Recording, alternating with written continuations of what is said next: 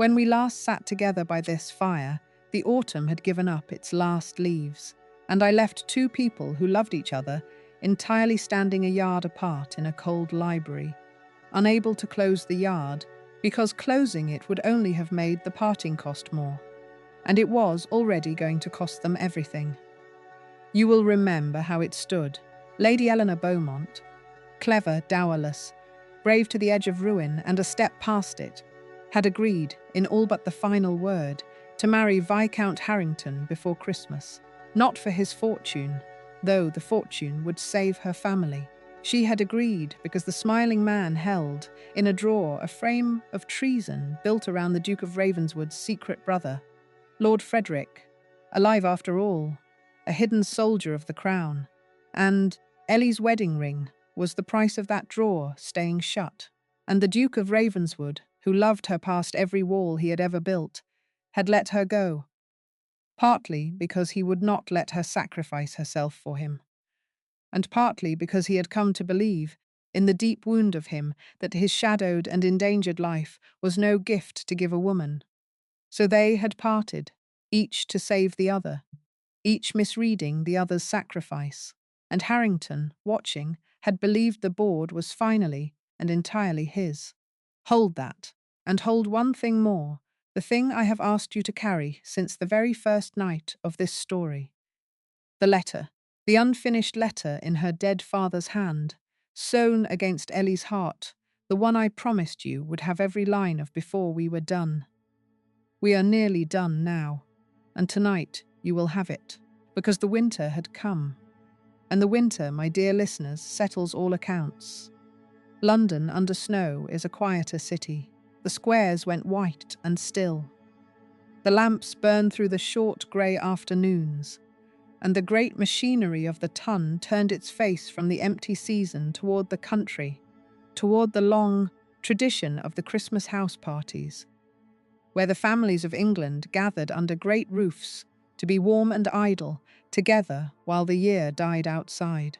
It was given out, and the ton received it with the particular relish it kept for the misfortunes of others dressed up as triumphs. That the betrothal of Viscount Harrington and the second Miss Beaumont was to be made formal over Christmas. Sealed, the word was, at the Earl of Wexford's, where both families had been invited to keep the season, and Ellie Beaumont moved toward that Christmas, the way a woman moves out onto a frozen lake, carefully, step by listening step, her face calm, her back straight, her gloved hands steady, and underneath, with every step, the cold attention of a woman who can hear the ice. For here is what Viscount Harrington did not know, and what I want you to know now, before we go one step further, because it changes the colour of everything that is coming. Ellie had agreed to the marriage. She had not surrendered. There is a difference, and it is the whole difference, and it is the difference a clever man forgets at his peril. Harrington had looked at a woman walking quietly toward the altar he had built her, and he had read it as defeat. He should have remembered who he was looking at. He should have remembered that this was the woman who had cracked a dead poet's cipher in a single night, who had walked into the worst room in England and set herself on fire to save a man, who had carried a ruined family on her two hands for 3 years and never once been seen to stagger. A woman like that does not walk out onto the ice because she has given up. A woman like that walks out onto the ice because she has heard, somewhere underneath it, the sound of her enemy's own weight beginning, at last, to crack it. Ellie had not surrendered. Ellie had remembered her father's letter. And in the short white days before that Christmas, alone, with no duke to help her and no army at her back, Lady Eleanor Beaumont sat down to read it again, properly. All of it, every line, and to find out at last what her father had been trying to tell her, with the last strength of his hand. I told you, on the first night of this story, that I would not give you the whole of that letter at once. I gave you only its heart, the few terrible sentences that Ellie had read over and over in the dark of the narrow house, that her father had come to believe he was never an unlucky man at all, but a hunted one, and that the hunt was long and patient and not concluded. And then, I told you, the letter broke off. So it did, but a letter has more in it than its heart, and there were lines before that heart. Lines Ellie had read once, 3 years before, through such a blubber of grief that they had gone into her almost unmarked, the way a room half-heard goes into a sleeper. For 3 years those lines had simply been her father's voice, sad and loving and lost. She had never thought to ask them a question. Grief does not ask questions. Grief only aches. But Ellie Beaumont was not, that December, in the simple country of grief any longer. She had been to the orangery and the churchyard since. She knew, now, that her father had not merely felt himself hunted. He had been hunted by a real man with a real purpose, and a woman who knows that a thing is real reads everything about it differently. So she lit her single candle, the way she had on the first night of our story, and she unfolded her father's letter, and this time she did not read it as a daughter mourning. She read it as Ellie. She read it the way she read Ronsard, slowly, with her whole clear mind awake, looking not for the ache but for the message underneath the ache. And she found it. It had been there, in plain ink, for 3 years, among the confession, among all her father's sorrowing over his folly and his weakness and the ruin he had brought down. There was a passage where the dying man had turned, the way the dying do, from his sins to his loves, and he had written about his daughters, and he had written about Ellie. He had written that of all the things he had failed to leave her, the one he did not regret was that he had never been able to beat her at chess. He wrote of their games, the long winter evenings, the worn old board, the particular joy, he said, of being so thoroughly and so regularly defeated by his own clever girl. And then he had written a sentence that, 3 years before, Ellie had wept straight past, because it had seemed only the tender rambling of a man saying goodbye. He had written, "If ever you should need to find a thing your father has kept safe for you, my clever Eleanor, you must look in the one place where you have always been my better, and where I last had the joy of losing to you. You will understand me. You always did. You were ever the finer player of the two of us. And that, in the end, is the whole of what I have to leave you, and I find it is not so small a thing as I once feared." Ellie sat very still in the candlelight. 3 years before, that sentence had been a father's sweetness. Now that she knew her father had been hunted, now that she knew there was a thing he had needed, desperately, to keep safe and to pass on, that sentence stood up off the page and looked at her. If ever you should need to find a thing your father has kept safe. He had not been rambling. He had been hiding a key inside a kindness, the way he had hidden everything sweet inside everything sad, trusting. And oh, it broke her heart, how he had trusted, that his clever Eleanor would one day need it, and would one day be clever enough, and would find it. The one place where you have always been my better, the chessboard, her mind, the game she had always won, where I last had the joy of losing to you, their last game, the last winter of his life. The chess set still existed. Ellie knew that at once, with a small, wild leap of the heart. When the creditors had come through the narrow house like a tide and carried off everything of value, they had not troubled themselves with a worn old wooden chess set and its battered box. There was no money in it. It was a child's plaything, a sentiment. And so it had stayed, all this while, in the bottom of a cupboard, unregarded, the one game in England that mattered. And whatever her father had hidden, the thing he had been hunted for, the thing that had cost him his fortune and his peace, and Ellie was now certain, his very life, her father had hidden it inside, the game that only his daughter could be trusted to win. She did not sleep that night. She went down through the cold sleeping house with her candle, and she found the old chess box at the back of the cupboard, and she carried it back up to her room, and she sat on the floor with it in her lap, and for a long moment She could not make herself open it, because she understood that on the other side of this lid was the answer to everything. The reason a smiling man had destroyed her father, the weapon that might yet destroy him in return. And once a thing like that is known, it can never again be unknown.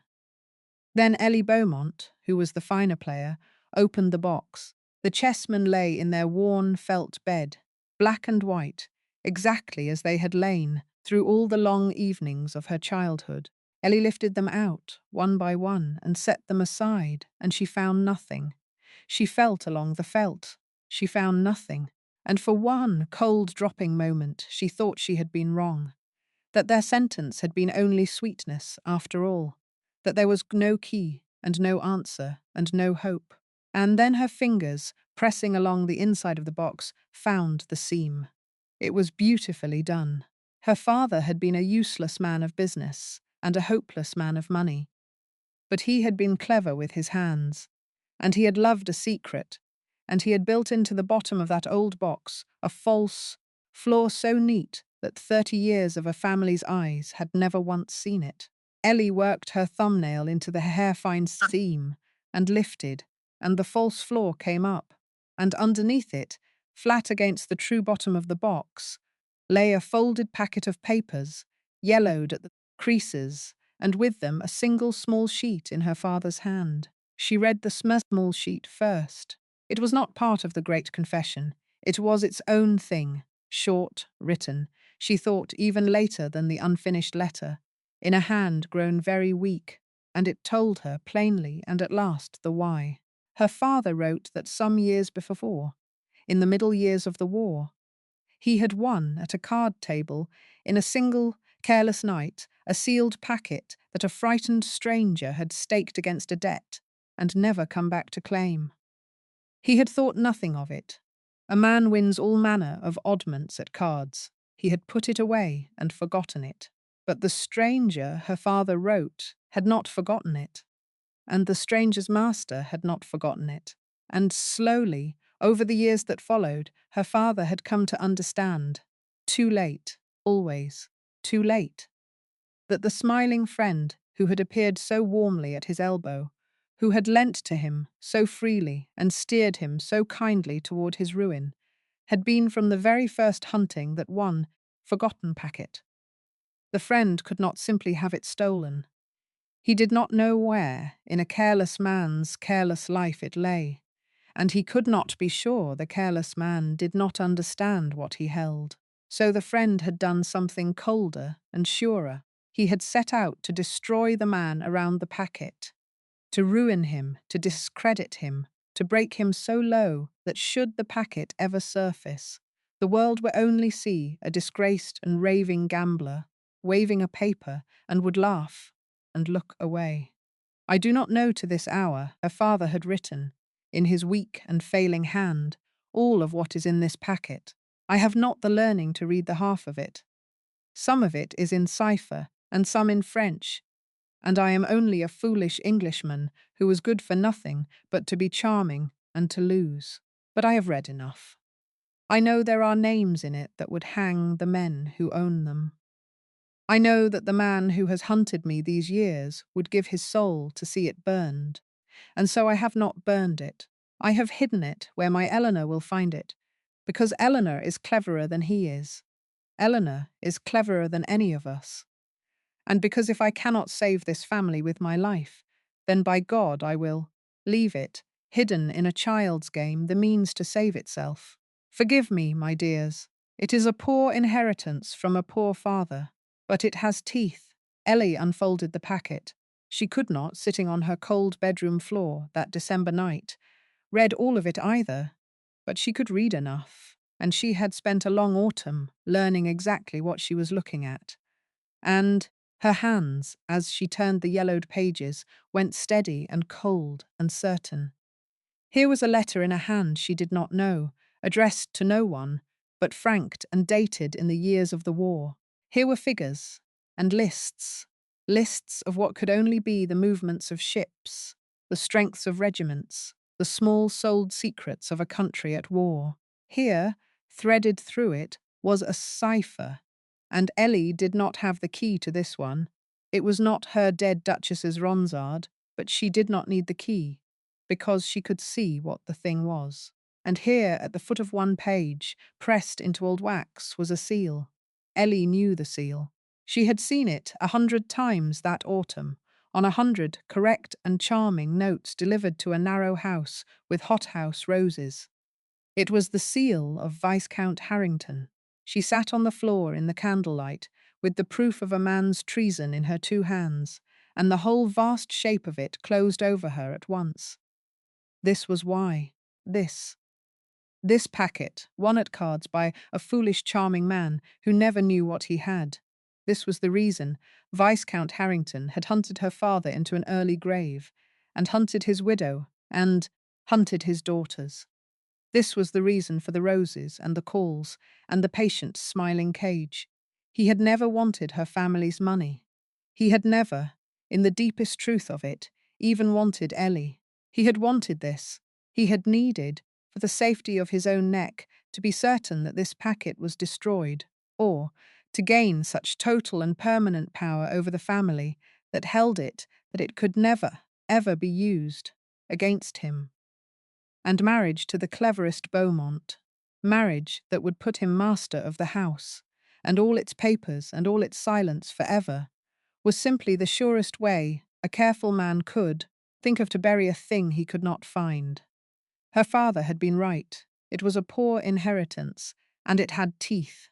Now I will not pretend to you, my dear listeners, that what Ellie did next was simple, or that I can lay every step of it before you, because some of it she did in ways that were never meant to be spoken of, and a storyteller honours that.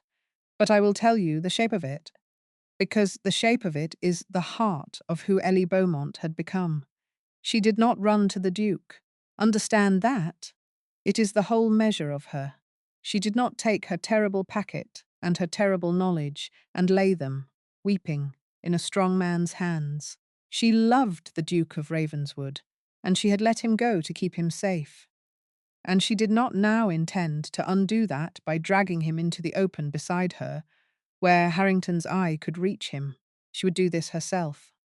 So Ellie did 3 quiet things in the last days before that Christmas. She made, with her own hand, a careful copy of everything in the packet, and she hid the copy and the true papers in 2 separate places, so that no fire and no theft could take both. She wrote a full account of all she knew, of her father, of the packet, of Sir John Crewe in the library at Ravenswood, of the whole long hunt, and she signed it. And then she found a way to reach the dark. I will not crowd this great story with the small story of how a dowerless young woman in a snowbound city got a ciphered word into the most secret channels of the crown. It took courage, and it took Charlotte Langley, who asked no questions and risked a great deal, and it took the one slender thread Ellie still held from a packet of letters with a rose drawn at their head. But she did it. She got word out to Lord Frederick of Ravenswood, and through him to the slow grey offices that had been a year hunting the keystone of a treason and had never quite been able to fix his name.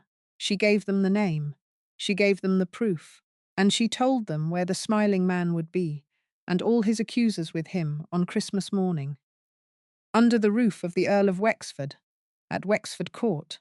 Then Lady Eleanor Beaumont packed her trunk and sewed her father's letter and a copy of his teeth into the lining of her travelling cloak, and went, calm-faced and straight-backed, to her own betrothal, like a woman walking out onto a frozen lake who has just heard, clear and close beneath her feet, the first long crack run through the ice. Wexford Court, in the deep of that winter, was the very picture of an English Christmas, and I want you to see it whole, because so much darkness was about to be let loose inside so much warmth, and the warmth is half the horror. It was a great old golden house of 1,000 candles and roaring fires, hung everywhere with holly and with ivy and with the green boughs of the season. And its host, the old Earl of Wexford, was a shrewd, kindly, deceptively sleepy-looking gentleman who had served his country in its councils for 50 years. had been a friend of the late Duke of Ravenswood, and kept, every Christmas, the same great open house he had kept since before half his guests were born. To be asked to Wexford for Christmas was a mark of standing, and the company that gathered there that year was the cream of it. And into that company, over 2 days of arriving carriages, our whole story assembled itself for its last act. The Beaumonts came. The Viscountess, wrapped in shawls, and in a happiness that made Ellie's heart ache to look at, certain past all telling that she was watching her family delivered at last. Margaret came, bright as a robin, and Ellie had begun to notice it, and was glad of it. A little quieter than the Margaret of the spring, a little more given to watching her elder sister with a thoughtful look she did not used to wear. And there, already established in the warmth, perfectly at his ease, the most charming man in any room he entered, was Viscount Harrington. He was very gracious to Ellie.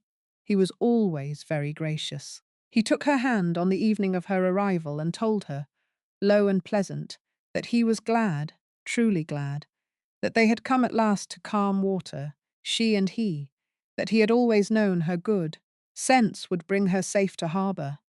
And Ellie smiled, and gave him back some smooth nothing, and thought of the long crack running through the ice, and let him believe her landed.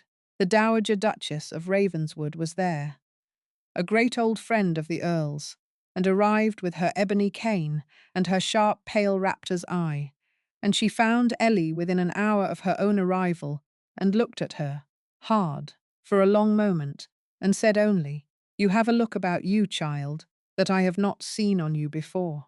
You have the look of a woman who is no longer waiting for the blow to fall. I do not know what you have done. I find I do not need to know.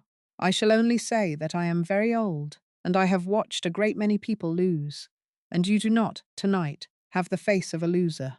Good. Now give me your arm. This floor is treacherous, and I intend to outlive everyone in this house out of sheer bad temper." It was the closest the Dowager could come to a blessing, and Ellie took her arm and was warmed by it. And there was Lord Sebastian Vile, the Duke's oldest friend.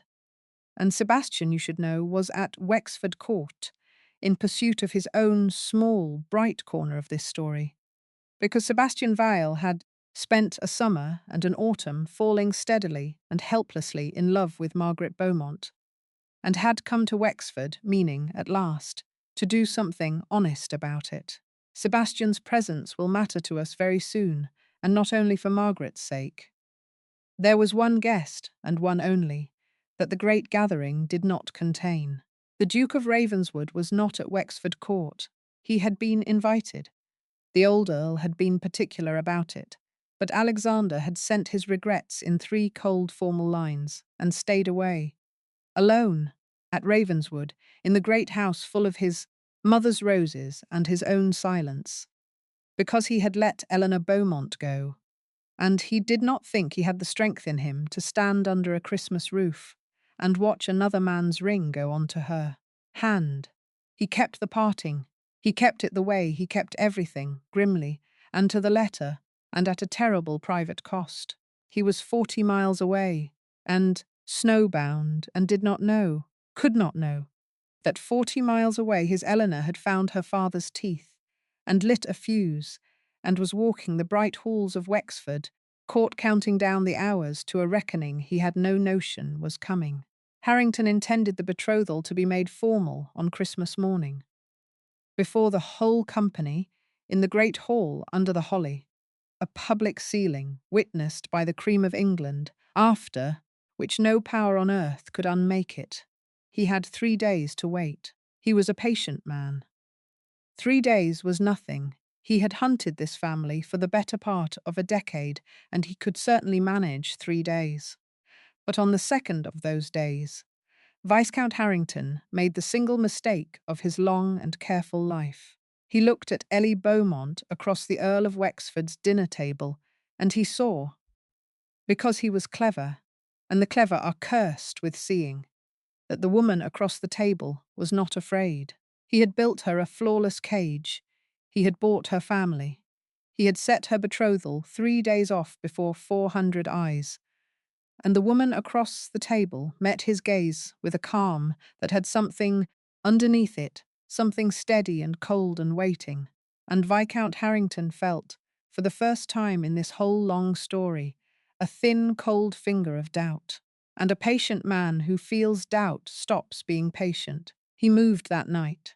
I want to tell this part carefully, because it is the cruelest thing Harrington ever attempted. And because Ellie's courage in the middle of it is a thing I should like you to carry with you after this story is over.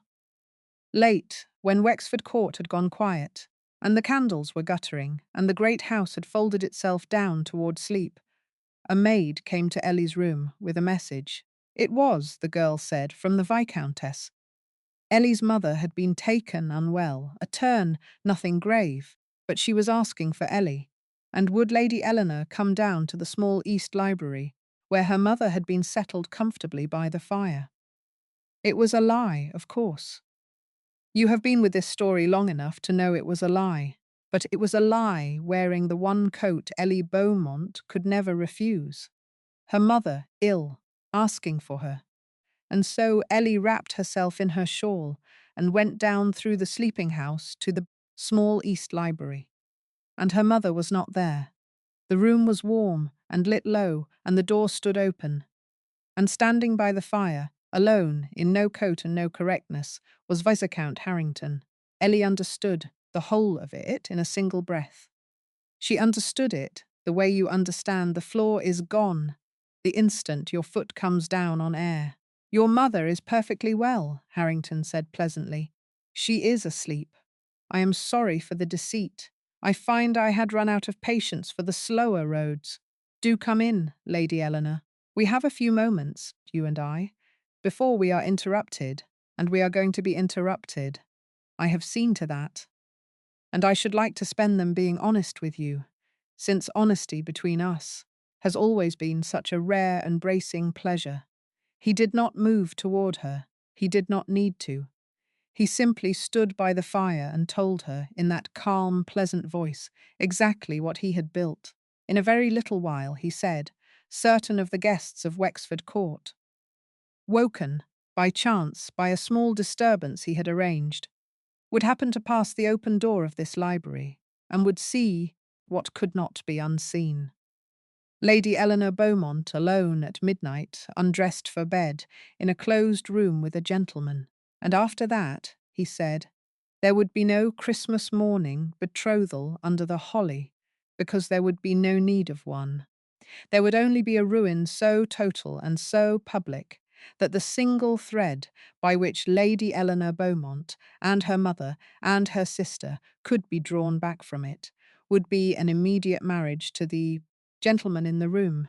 Tonight's work, he said, would simply move the wedding forward and make it certain, and put it beyond the reach of any clever afterthought she might be nursing behind that calm face he had lately learned to distrust. You will marry me now, said Viscount Harrington, because in 20 minutes there will be nothing else in the world that you can do. I am sorry, Lady Eleanor. I told you once that I admired your mind most of all. I find I admire it enough to be quite unwilling to leave it any room at all in which to move. And here, my listeners, is the moment. Here is the moment I have wanted you to reach. The old Ellie. The Ellie of the first night of this story. The Ellie fleeing a ballroom because the weight of her family was a hand on her chest. That Ellie might have crumbled. That Ellie had been brave, but her bravery had been the bravery of endurance, of carrying, of holding on. But 3 years, and a duke, and a cipher, and a churchyard, and her own dead father's hidden teeth had made another woman of her. And the woman who stood in the doorway of the small East Library at Wexford Court did not crumble, and did not weep, and did not beg. She laughed. It was not a large laugh. It was quiet, and it was almost kind, and it was the single most frightening sound Viscount Harrington had heard in 20 years. Because it was the laugh of an opponent who has seen something on the board that you have not. You have been so careful, Ellie said. For so long. And you have just done a careless thing, Viscount, and I do not think you have even felt yourself do it. She stepped into the room. She chose to, which surprised him. She did not cower in the great doorway. She came in and stood by the table in the low firelight, as composed as if she had been pouring tea. Let them come. Let your guests pass the open door. Ruin me, if you can. I find, rather to my own surprise, that I have stopped being afraid of being ruined. It is wonderfully freeing. You should try it. But understand what you are buying with tonight's work. You think you are buying my hand. You are not. You are only buying yourself a wife who knows precisely what you are. She held his pale stare, and she did not blink. And a wife who knows precisely what you are, Viscount Harrington, who is in your house and at your table, and master of nothing but her own clear memory, is the most dangerous possession a man in your particular line of business could possibly acquire. You have spent 10 years hunting a packet of papers because you could not bear that a foolish man might one day understand what he held. And tonight you propose to take into your own home, and your own confidence, and your own bed, a woman who has understood you completely for months. I do wonder, Viscount, that a man so clever has not thought it through. But then, and here Ellie smiled, and it was her father's smile, the charming one, turned at last to a use her father had never lived to see. But then, I have always been the finer player. My father said so. He left it to me in writing.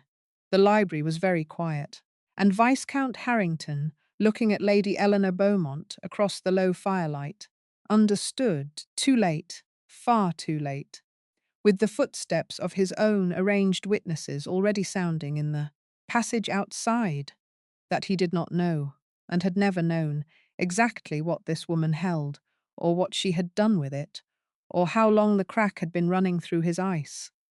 The guests came. They passed the open door. They saw. The gasps and the whispers began exactly as he had built them to begin, and the trap, in the narrow sense of it, sprang shut. By the small, cruel arithmetic of that world, Ellie Beaumont was, from that midnight, a ruined woman, and the only road back was Harrington's ring, and the wedding would now be no genteel Christmas morning affair, but a thing done at once in haste before the scandal could breathe. To every soul in that house, that night the smiling man had won. But Ellie walked back up to her room through the buzzing, horrified house, with her chin level and her step unhurried, and she was not the picture of a woman destroyed.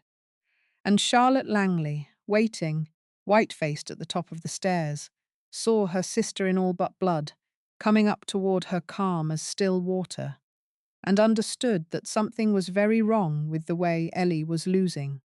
And Lord Sebastian Vale, who had seen the whole of it, who had loved this family's younger daughter all autumn, and now watched its elder daughter walked to the gallows of her reputation by a man Sebastian had never trusted. Lord Sebastian Vale did not go back to his bed. He went instead, very quietly, to the stables of Wexford Court, and he had the fastest horse in them saddled, and he rode out, alone, into the first thin falling flakes of what the sky had been, promising all day, out into the dark and the cold and the 40 snowbound miles that lay between Wexford Court and Ravenswood, and a duke who did not yet know that the woman he loved had 3 hours before been ruined and would by Christmas morning be married, unless somebody reached him in time. The thing that Sebastian had ridden out into became, within the hour, a storm.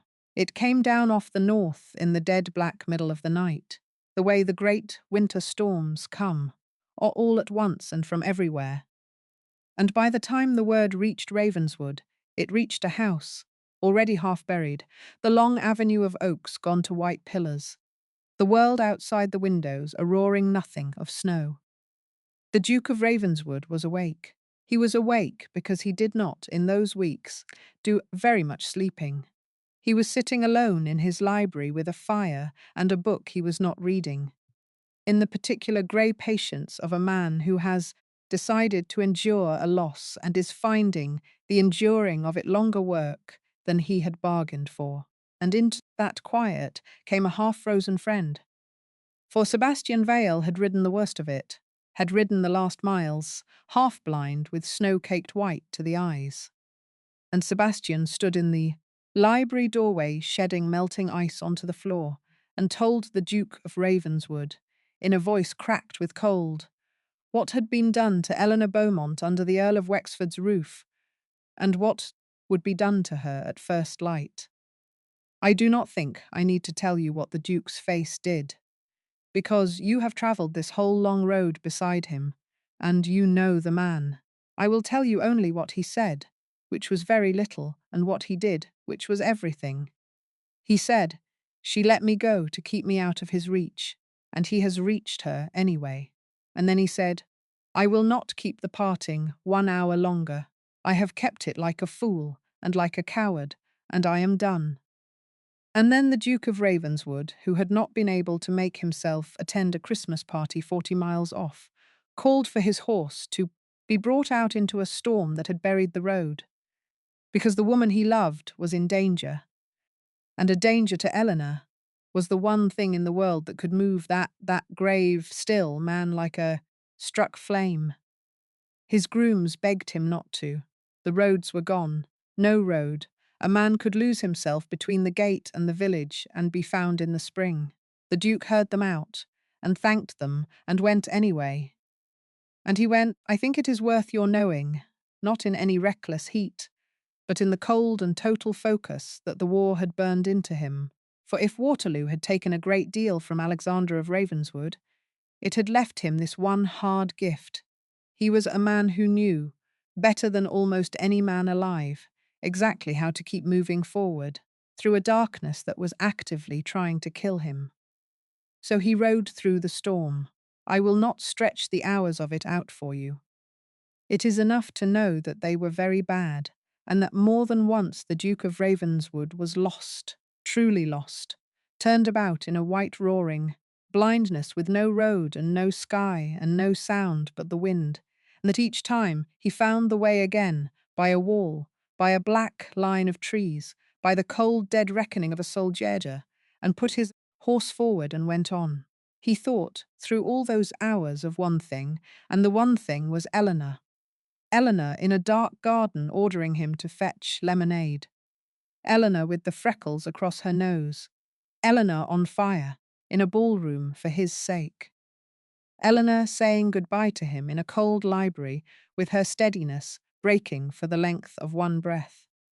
And the thought of her was the wall he found his way back to, again and again, all the long murdering length of that night. And while he rode, the storm did a second thing, a thing that mattered, though no one in it could yet know how much. It did not only fall on the Duke of Ravenswood on the road, it fell on Wexford Court.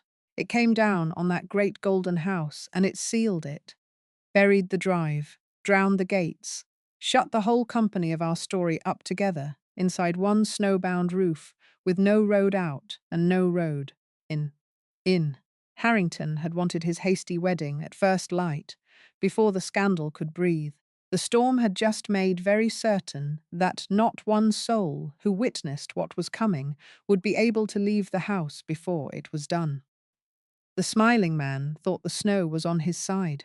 The snow, my dear listeners, was on nobody's side. The snow was simply making, out of the whole of Wexford Court, a single sealed room. A room with every player of this long game shut inside it together. And toward that sealed room, through the white and roaring dark, two different reckonings were riding at once. One was a duke on a half-dead horse, and the other had been on the road, quiet and grey and patient, ever since a dowerless woman in a snowbound city had got a ciphered word into the dark and named a name at last. Christmas morning came up over Wexford Court, grey and strange and silent, the storm blown through, the world outside drowned 3 feet deep in a hard, bright, unbroken white, and the great house woke to the business it had been brought there to do. It was done by Harrington's arrangement in the great hall.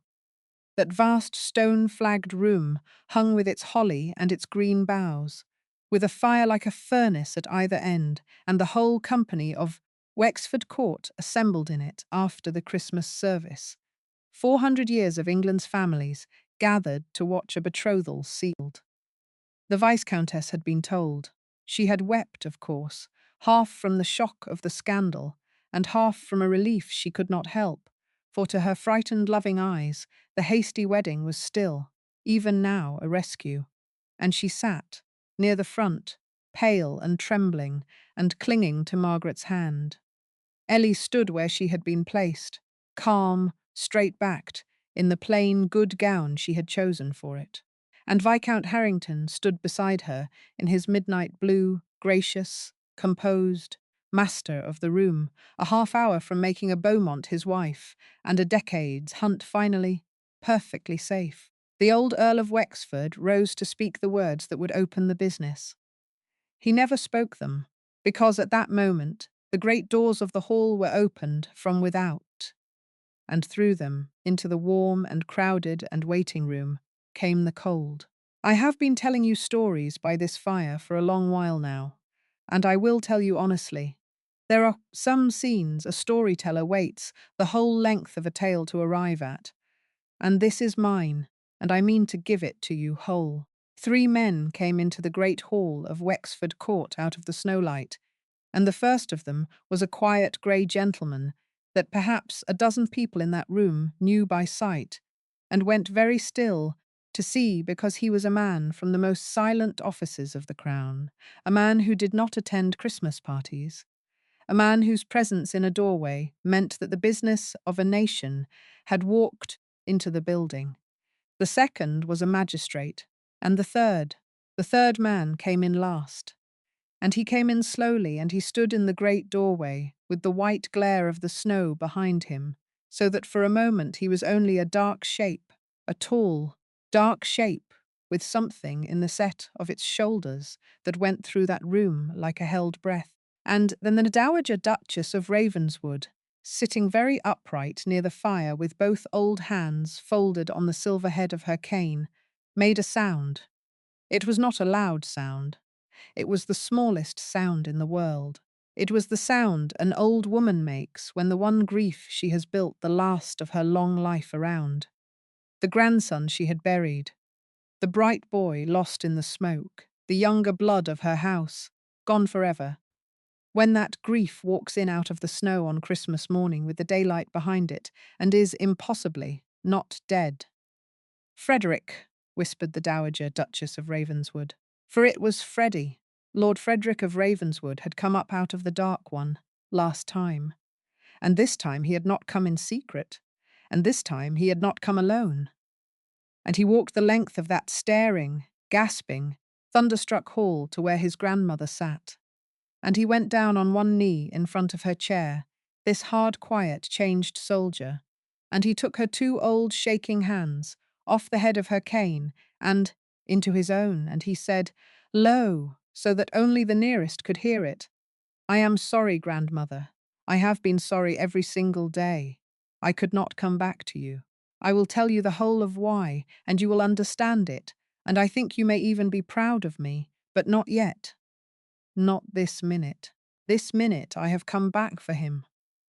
And he rose, and he turned, and Lord Frederick of Ravenswood looked the length of the great hall directly at Viscount Harrington. And the reckoning fell. It did not fall as a shout. It fell in the end as the worst things fall, as facts, laid down one after another, in quiet voices, in a silent room. The grey gentleman from the Crown's offices spoke first, and he spoke briefly, and what he said was that the Crown had for above a year been seeking the single hidden man at the head of a network that had sold England's secrets through the whole of the late war, and had in the peace sheltered and funded its enemies, and that the Crown, as of 3 days past, had at last received into its hands the proof that fixed that man's name. He did not say the name. He did not have to. He only turned, very slightly, and looked at Viscount Harrington, and the whole room turned and looked with him. Then Lord Frederick spoke. And Freddie told the great hall, plainly and without ornament, the truth of himself. That he had not died at Waterloo, that he had been these long months a soldier of the Crown still, working in the dark, among the very enemies the Crown had sent its grey men to catch. That he had let the world believe him dead because his deadness was his armour and his weapon, and that it was he, Frederick of Ravenswood, who had at last followed the rotten threads of that network to the smiling hand that drew them all. He spoke of the late Duchess, his mother, and her French blood, and how an enemy had meant to twist that blood into a noose for the whole house of Ravenswood. And as he spoke, every soul in that room who had ever repeated the autumn's ugly whisper about the Duke and his abandoned brother felt the whisper turn to ash in their memory. Because here was the brother, alive, a hero, and the truth of it could not now be unheard. And this was the part Ellie had not arranged, the part that simply happened because the storm had sealed the house, and 40 miles of murdering snow had not, after all, been enough to stop him. The great doors opened a second time, and the Duke of Ravenswood came in. He was a wreck of a man to look at. He had been the better part of a night and a morning in the storm. He was caked white and grey in the face with cold and exhaustion, and he could barely stand. And he stopped just inside the doors, and he saw, all in the same impossible instant, his brother alive, in the centre of the hall, his grandmother weeping, the grey man of the Crown, and Eleanor standing there, straight-backed and unharmed, and turning, now to look at him across the whole length of that crowded, silent room. For a moment, the Duke of Ravenswood simply stood and looked at her, and Ellie looked back, and neither of them said a word, and they did not need to, because everything that had been packed away, unsaid in a cold library a month before was, in that one look, simply and completely said. It was Ellie who broke it. It was Ellie, in the end. And this is the thing, my listeners. This is the whole of what these 4 parts have been carrying you toward. It was Ellie who stepped forward, into the centre of the hall, into the heart of the reckoning, and finished it with her own hands. She drew from the lining of her travelling cloak the packet her father had hidden in a child's chessboard, and the full signed account she had written in her own clear hand, and she gave them. Not to the Duke, not to Freddie, but to the grey gentleman of the Crown. Herself, directly, an equal handing, an equal, the close of a thing she herself had opened. And she said, in a voice that carried to every corner of that frozen hall, "My father was Viscount Beaumont. The world was taught to remember him as a fool and a gambler who ruined his family. And I have let the world believe it for 3 years, because I had no power to make it believe anything else. I have that power now. My father was hunted to his death by the man standing beside me. Hunted and ruined and buried so that the world would laugh at anything he might ever say. He has been saying it from his grave ever since, in a letter I carry, and in the proof he hid where only I would find it. There it is. Every name, every figure, the seal of Viscount Harrington pressed into the wax of the enemy's own correspondence. My father called it a poor inheritance. He was wrong. It is the finest thing he ever left me, and I have brought it 40 miles through the snow to lay it down in the right hands at last. The great hall of Wexford Court was utterly, perfectly silent, and Viscount Harrington, the smiling man, the patient hunter, the architect of every grief in this long story, Viscount Harrington stood in the middle of the ruin of 10 years' work with 400 faces turned to him in dawning horror, and at last, at the very last, the smile came off. Ellie watched it go. She had heard, once, in a library at Ravenswood, the flat, pleasant nothing that lived underneath that smile. And now the whole room saw it, saw the thing that had always been there, cold and patient, and entirely without a flaw. And the seeing of it was the end of him more surely than any paper. The treason frame in his own drawer, the careful weapon he had built to destroy the house of Ravenswood, was so much waste paper now. You cannot accuse another man of treason from the dock of your own. He had hunted a foolish viscount and his quiet family for a single packet of papers, and the cleverest of that family had carried the packet, in the end, straight to his own front door. The hunt was concluded, and it had concluded, exactly as her father's letter had never quite dared to hope upon the hunter. You would think that was the end of him. By every measure of sense, it should have been.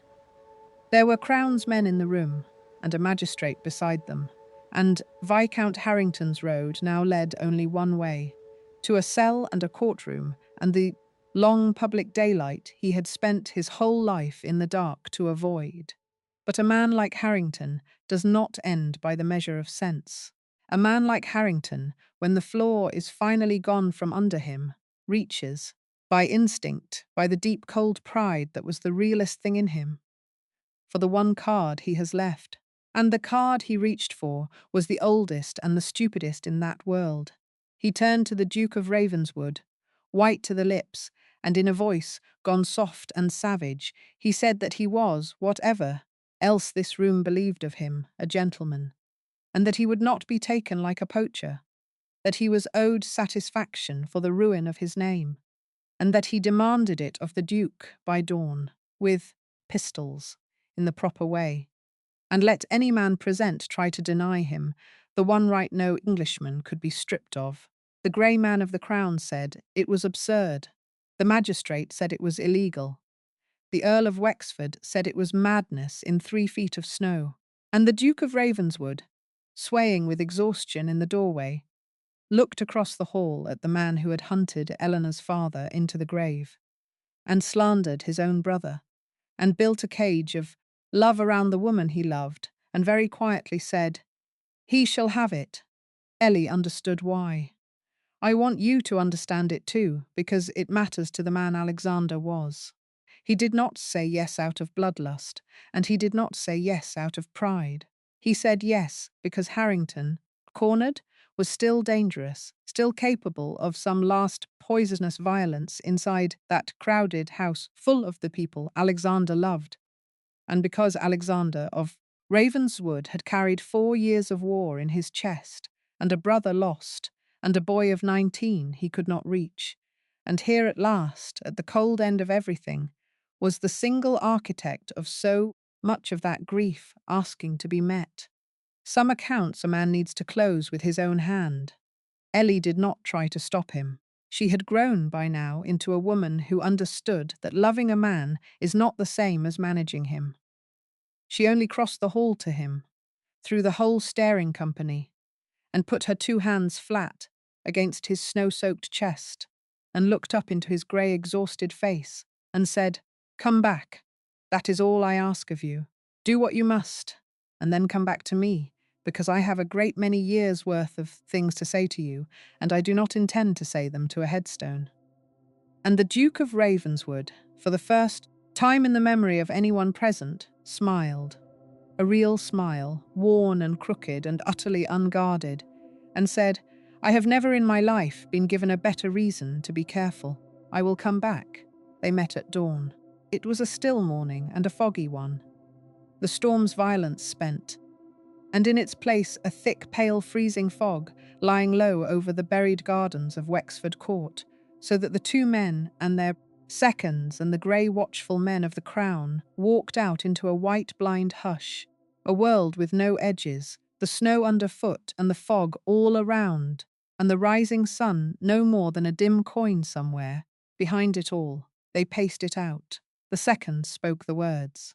And in that muffled, colourless dawn, the Duke of Ravenswood and Viscount Harrington stood back to back and walked their paces apart into the fog and turned. Harrington fired first. He fired to kill. Of course, he did. It was the last truth he had.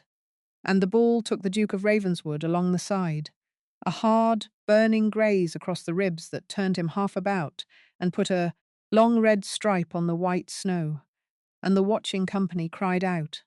And Ellie, who had been made to wait at the house and had come anyway, who stood at the garden's edge with Charlotte's arm hard around her, did not breathe. But the Duke did not go down. He steadied, and he raised his arm, slow and certain, through the fog. And he had, now, his shot.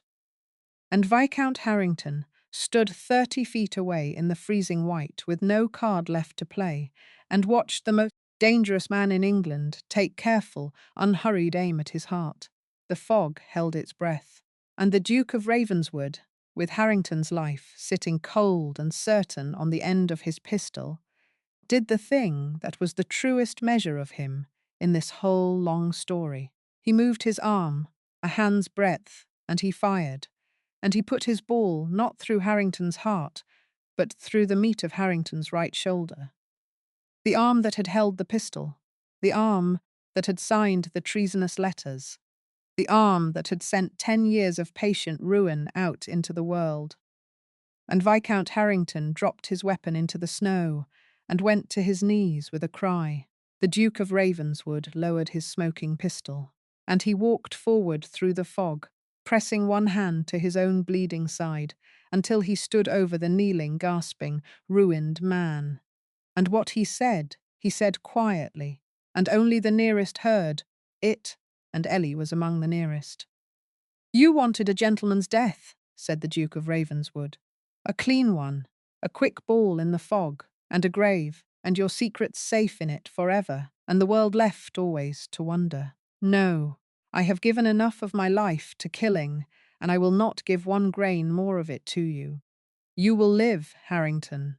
You will live, and you will be carried out of this fog into a cell, and you will stand up in the brightest, most public daylight this country can build. And every soul in England will at last be told exactly what you are. You spent your whole life in the dark. I am sentencing you to the light. Take him." And the grey men of the Crown came forward through the fog and took Viscount Harrington up out of the snow, and the long hunt was over. And the hunter was carried away to answer for the whole of it. And the Duke of Ravenswood turned, bleeding and grey and swaying and alive, and found Eleanor Beaumont already running to him across the snow. The graze along his ribs was not grave. It bled a great deal and frightened everyone and mattered, in the end, very little. And Wexford Court spent that strange Christmas day in the particular, dazed quiet of a house that has watched its whole world turn over before breakfast. There was a great deal to be done, and most of it was slow and grey and legal, and I will not trouble you with it. The Crown's men had their work. The magistrate had his. The treason that Harrington had built was a vast and rotten structure, and the pulling down of it would take months, and would, before it was finished, clear the name of the House of Ravenswood so completely and so publicly that the autumn's ugly whispers would come, in time, to seem a kind of madness the whole ton preferred to forget it had ever shared in. And it raised, that clearing, exactly the tangle the wise had known it must. For Lord Frederick of Ravenswood was alive, and a man the law has declared dead does not simply walk back into the warm sunlight of his own name. There were papers to be unmade, a death to be undyed. There was the awkward and tender truth that Freddie, returned, was once again his brother's heir, the future of 400 years of Ravenswood, resting again on his shoulders. And Freddie did not want it, not the gilded path, not the dukedom in waiting. The war and the dark had made him into a different man with a different purpose. And his work was not finished, and a part of him still belonged to the grey offices and the long, quiet fight against the things that had not died with Napoleon. It was a complication. It would take its own time to ease.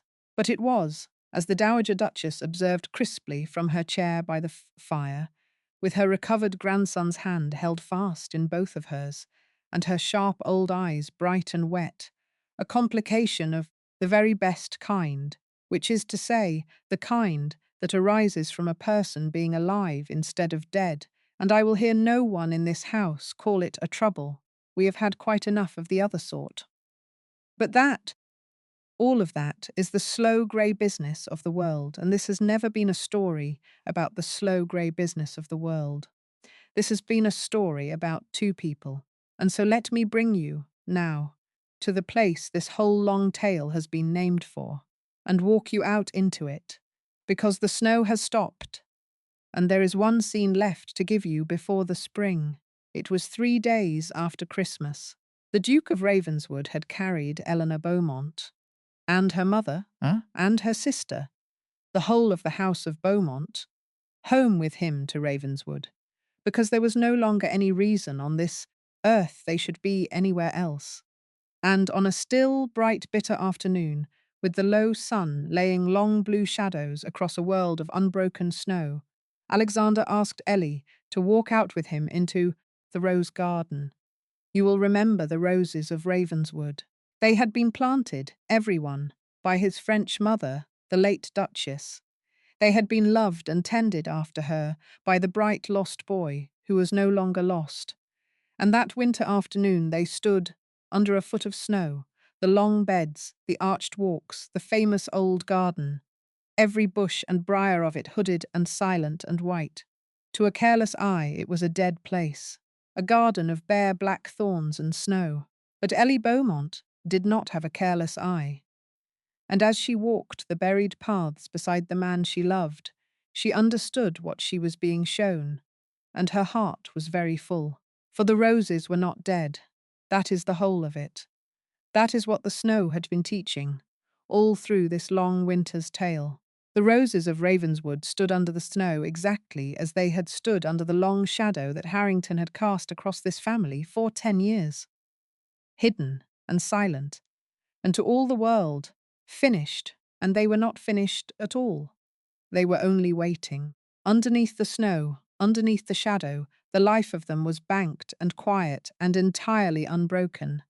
And it was only and always waiting for the cold to be over. The Duke of Ravenswood stopped, in the heart of the white garden, and turned to face her. And he did not go down on one knee, and he did not produce a ring with a flourish, and there was no grand gesture of any kind.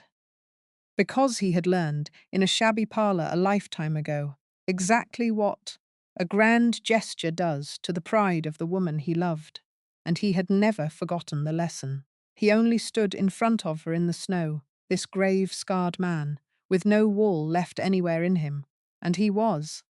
Ellie saw it, and loved him for it past all bearing. He was frightened.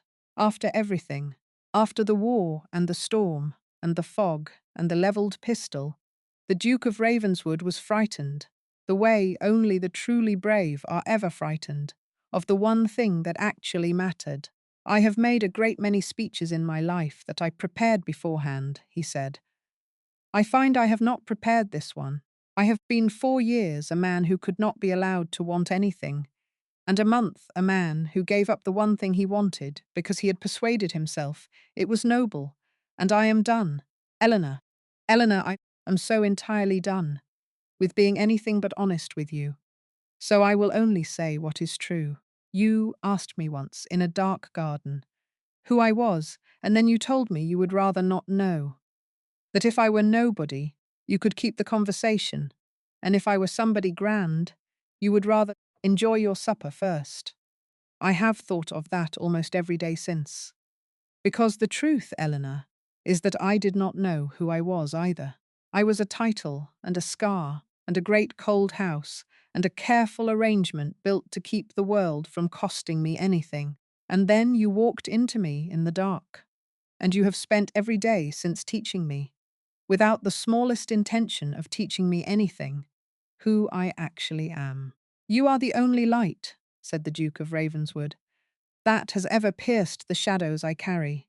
Be my Duchess, Eleanor, not out of duty, and not because it is suitable, and not because either of us has been left no other road. Be my Duchess, because without you I am only half a man, and I have been half a man for so long that I had forgotten there was any other way to be until you. That is all of it. That is the whole speech. Marry me. And Lady Eleanor Beaumont stood in the snow-covered rose garden of Ravenswood and looked at him and did not answer at once. And the not answering at once was itself the measure of how far she had come, because the woman she had been at the start of this story would have been too grateful or too frightened, or too unsure of her own worth, to make a duke wait even a heartbeat for her. Yes, this woman was sure of her worth. She had earned the being sure of it every hard inch of the way, and she let herself take the heartbeat, and she answered him as an equal answers, an equal.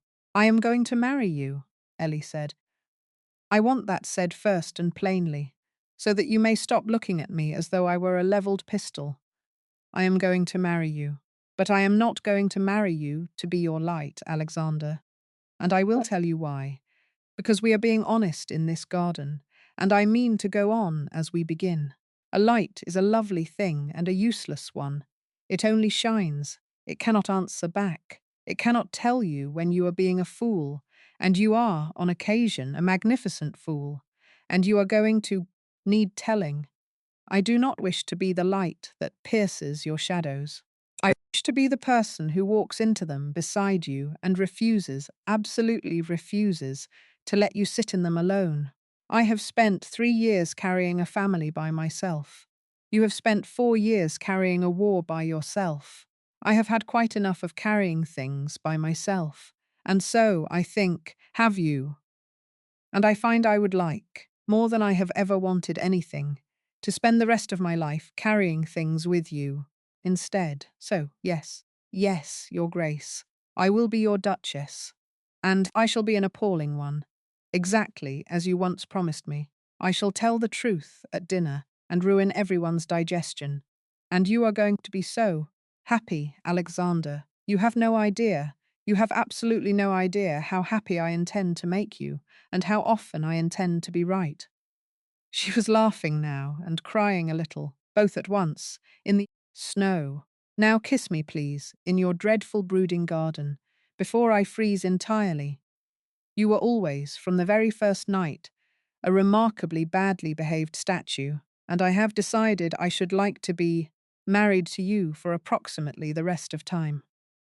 And the Duke of Ravenswood gathered Lady Eleanor Beaumont into his arms among his mother's sleeping roses, in the long blue shadows and the bright, hard winter sun, and kissed her, and the shadow that had lain across the house of Ravenswood and the house of Beaumont for 10 patient years was, at last, and at last, and at last, entirely gone. And there was nothing left in all that waiting garden but two people who loved each other completely, and a world of roses under the snow, holding their bloom in the quiet dark, waiting only for the spring. The spring came, as the spring does, as it had been promising to come all through this cold, long story, and it is in the spring that I will leave them. They were married, Alexander and Eleanor, in May, in the small grey country church near Ravenswood, with the hedgerows white with hawthorn and the whole green world come back to life around them. It was not a grand wedding.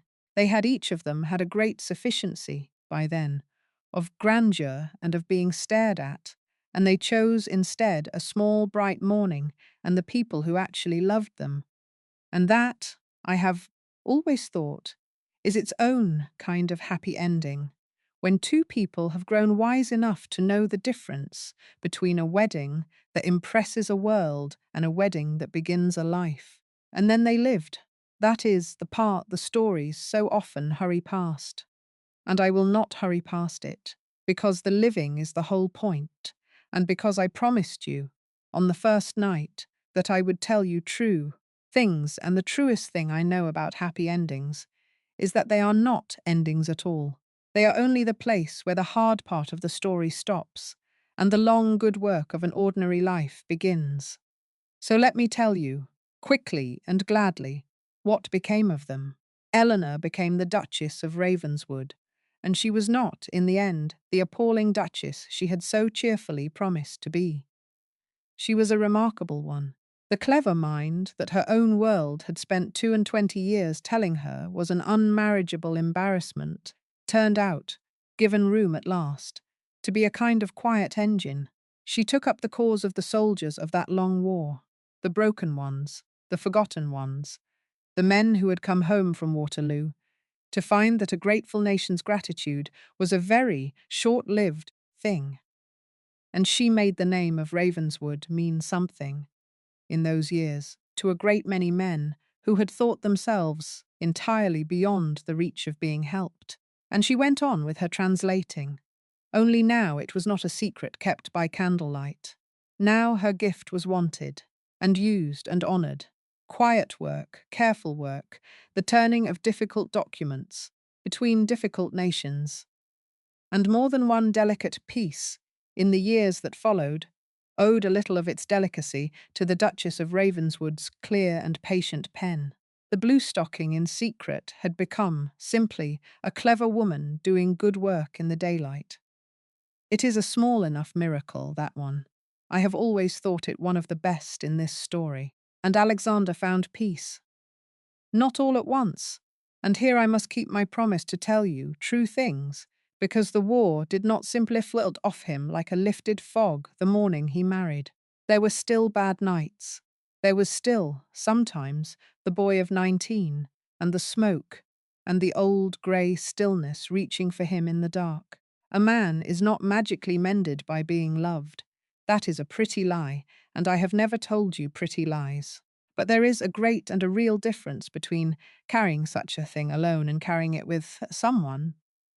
And Alexander of Ravenswood was no longer alone with any of it, not the war, and not the dark, and not the long ache of the years he had lost, and a grief that is shared, while it is not a grief that is gone, is a grief that a man can carry all the way to the end of a good long life, without it turning him to stone.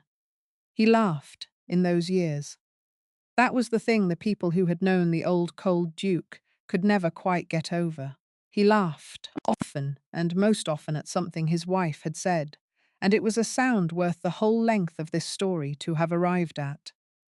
Margaret married her Sebastian. Of course she did. You have known it was coming since an orangery door banged open a lifetime ago. Lord Sebastian Vale, who had ridden 40 miles through a killing storm for the love of that family, was not going to be denied the youngest and brightest of it. And Margaret, who had grown, over this hard year, from a heedless girl into something thoughtful and warm and real, went to him gladly. They were a lighter pair than Alexander and Eleanor, quicker to laughter, easier in the world. And they were very happy, and there is no law that says the lighter happiness is the lesser one. And Charlotte Langley, clear-eyed, loyal, unbribable Charlotte, who had stood at Ellie's shoulder through every cruelty of that long season and never once flinched. Charlotte remained, all her life, the truest friend the Duchess of Ravenswood possessed. And if Charlotte's own story took rather longer to find its happiness, why? That is because Charlotte was particular, and a particular woman is quite right not to hurry, and her story is one I may tell you another night by another fire. As for Lord Frederick, Freddie's road was the longest of them all, and the least finished, and I will not pretend to you that I tied it in a bow, because I did not, and it would have been a lie if I had. The war had carved a hard, quiet man out of a laughing boy, and such carving is not undone in a year or in 5. But Freddie came home, truly home. In the end, his death undyed, and his name his own again. And he began, slowly, the long work of becoming a man who could live in the daylight. He took up his mother's roses. That was where it started. The people of Ravenswood would see him, in those first years, out in the orangery and the gardens with his hands in the earth, tending the things she had loved. And it was as good a beginning of a healing as any I know. His was a redemption measured in seasons, not in scenes. And it was not, I think, entirely finished, even by the end of everything I have told you. But it had begun, and a thing that has truly begun has a way of going on. And here, my dear listeners, is the last small turn of this long tale. The gentle one, the one I have been saving. It was a little after the first year of the marriage, on an ordinary golden evening, that the Duchess of Ravenswood took her husband out into the rose garden. The same garden, the famous one, only it was high summer now, and the whole of it was in roaring bloom, every shadow gone. the air heavy and sweet with the flowers his mother had planted. And she told him that in the winter there would be a child. I will not give you that scene. Some moments in a story are too large and too tender for the telling, and that is one, and I will leave the Duke and Duchess of Ravenswood their privacy in their summer garden. I will tell you only that the child came safely, in the winter a daughter, and that the line of Ravenswood, which had so nearly been hunted into the dark forever, ran on now bright and secure into the years to come, which freed Freddie, you understand, freed him at last from the weight of being the only future of his house, and let him go on becoming, at his own pace, in his own way, whatever the man who had survived smoke was going to choose to become. Their stories, his and the little daughters and Charlotte's and all of them, went on past the edge of mine, the way real stories always do. And perhaps, some other night, by some other fire, we shall follow one of them and see. But that is for another night. Tonight I have one scene left for you, and only one, and it is my favourite, and I have been keeping it for the end. Come forward with me now, years forward, never mind how many. Enough that there is a little grey at the Duke of Ravenswood's temples, and the Duchess has long since stopped being able to remember what it felt like to count candles. It is winter again. The story began in a season of grand rooms, and it will end in one. And there has been a great ball at Ravenswood. The whole county has come and gone. The music has been played, and the suppers eaten, and the last carriage has crunched away down the long avenue of oaks into the dark. And the great house is settling, room by room, into its midnight quiet. The candles are being put out. The servants are seeking their beds. And in the ballroom of Ravenswood, that vast and beautiful room, empty now, the floor swept, a few last candles burning low, a man and a woman who are no longer young have stayed behind, alone, after everyone else has gone. There is no music. The musicians went home an hour ago. But the Duke of Ravenswood crosses the empty floor to his wife, and he bows to her, gravely, formally, exactly as he bowed to her once in a crowded room a lifetime ago. And he holds out his hand, and the Duchess of Ravenswood looks at him. And that disobedient corner of her mouth does the thing it has always done, and she takes it. And they dance, alone in the empty ballroom, to no music at all, the two of them, slowly, and not very correctly and perfectly, around and around the quiet candlelit floor. You are still, the Duchess observes against her husband's shoulder, a remarkably badly behaved statue. You have not improved in the slightest. I want you to know that I noticed.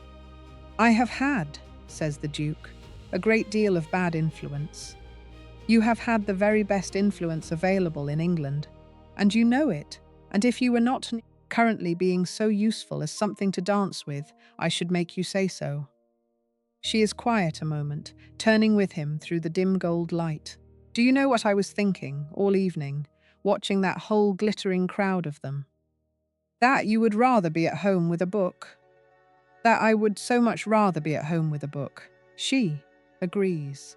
But also that I once walked out of a room exactly like this one, on a night exactly like this one, because the weight of my whole life was a hand on my chest, and I could not breathe under it, and I went out into a dark garden to be miserable in private, and I walked, in the dark, straight into the great bad-tempered, immovable obstacle that I have apparently agreed to spend eternity dancing with.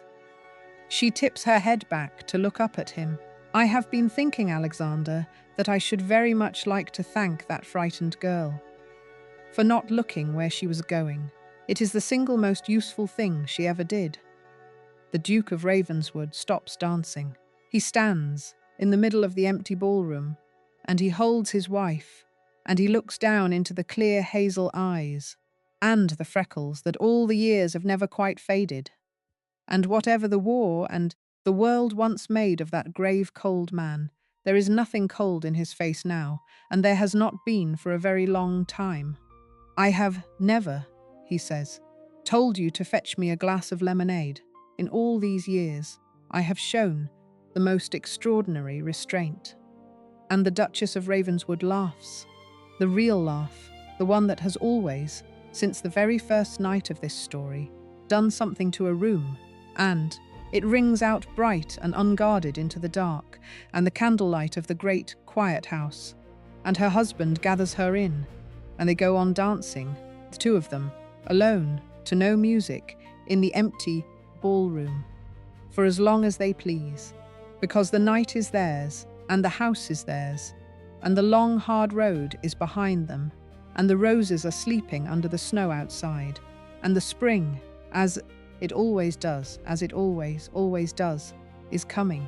And there, my dear listeners, by the last of the fire, our story ends. I have kept you a long while, 4 long nights, now, by this hearth, and I find I am not quite ready to send you back out into your own world, into whatever room and whatever hour you have been, listening from, without asking one thing of you first. If this story has meant something to you, if you have walked all this long way with Ellie, from a dark garden to an empty ballroom, and felt your heart rise and break and mend along with hers, then do not let it be a stranger's tale that you simply close the door on. So subscribe to Jane Tells Stories and stay by this fire, because there are a great many more tales where this one came from. And there are roads in this world we have only glimpsed. Charlotte's road, and Freddie's long redemption, and the little daughter of Ravenswood who will, one night, have a story all her own. I should hate for you to miss them. And if you will not subscribe, if you mean to slip away into the dark without so much as a nod to the woman who sat up 4 nights telling you all of this, well, then you owe me a favor, a large one. And I am, as I told you on the very first night, a woman who remembers her favors and who is endlessly, endlessly patient about collecting them. Sleep well, mind the cold, and gather your roses, my dears, every one of them, while you can. For the morning is short, and the evening comes for us all, and the only thing in this whole world that has ever once outlasted the shadow is love. Good night.